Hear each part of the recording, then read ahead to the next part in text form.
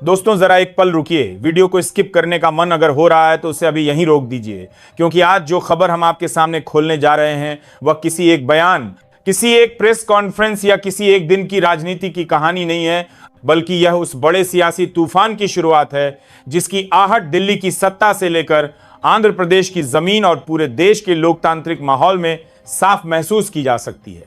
जब नायडू ने यह ऐलान कर दिया कि तेलुगु देशम पार्टी अब एनडीए का हिस्सा नहीं रहेगी, तो यह सिर्फ एक राजनीतिक फैसला नहीं था, बल्कि यह सीधा संदेश था कि अब सब कुछ पहले जैसा नहीं चलने वाला। जैसे ही यह खबर बाहर आई, दिल्ली के राजनीतिक गलियारों में हलचल तेज हो गई, क्योंकि यह वही टीडीपी है जिसके पास लोकसभा में 16 सांसदों की ताकत है, और यही 16 सांसद 2024 के चुनाव के बाद बनी सरकार के लिए बेहद अहम साबित हो रहे थे। दोस्तों, अक्सर राजनीति बाहर से जितनी मजबूत और चमकदार दिखाई देती है, अंदर से उतनी ही उलझी, तनाव से भरी और दरारों से घिरी होती है। लेकिन जब ये दरारें सामने आने लगती हैं, तब समझ लीजिए कि कुछ बड़ा होने वाला है। और आज भारतीय राजनीति ठीक उसी मोड़ पर खड़ी दिखाई दे रही है, क्योंकि इस बार आमने सामने हैं दो ऐसे नेता जिनका अनुभव, चालाकी और राजनीतिक समझ किसी से छुपी नहीं है। एक तरफ हैं अमित शाह, जिन्हें भारतीय जनता पार्टी की राजनीति का मास्टरमाइंड कहा जाता है, जिनकी हर चाल सत्ता की शतरंज पर सोच समझकर चली जाती है। और दूसरी तरफ हैं चंद्रबाबू नायडू, जिन्हें गठबंधन राजनीति का पुराना खिलाड़ी माना जाता है, जो ये अच्छी तरह जानते हैं कि कब साथ देना है और कब दूरी बनाकर दबाव बनाना है। तो आखिर पूरी खबर क्या है, चलिए इस वीडियो में जानते हैं। लेकिन दोस्तों, हमेशा की तरह आपसे एक छोटी सी रिक्वेस्ट है कि अगर आप इस वीडियो को अभी तक देख रहे हैं तो इस वीडियो को एक लाइक करके चैनल को जरूर सब्सक्राइब कर लें, और कमेंट में हमें यह जरूर बताएं कि आप इस वीडियो को कहां से देख रहे हैं। दोस्तों, यह सिर्फ आपके लिए 1 सेकंड का काम है, लेकिन इससे हमारी काफी बड़ी मदद होती है। तो प्लीज एक लाइक, सब्सक्राइब और कमेंट जरूर करें।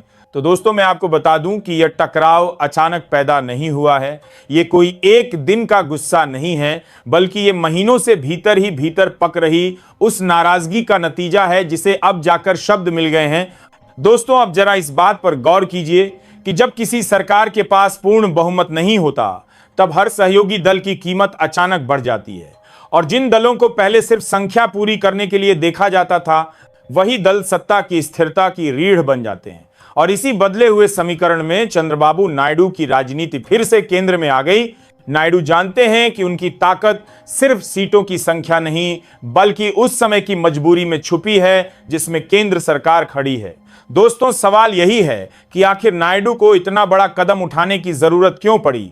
क्या वजह सिर्फ आंध्र प्रदेश के विशेष राज्य के दर्जे तक सीमित है, या इसके पीछे वह गहरी राजनीति है जिसे आम जनता अक्सर सतह पर नहीं देख पाती?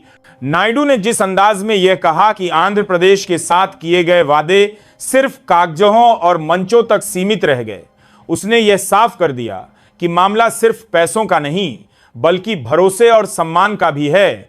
अमरावती को राजधानी बनाने का सपना दिखाया गया, बड़े बड़े विकास की बातें हुई, लेकिन जब जमीन पर नतीजे दिखाई नहीं दिए तो नायडू के लिए चुप रहना मुश्किल होता चला गया।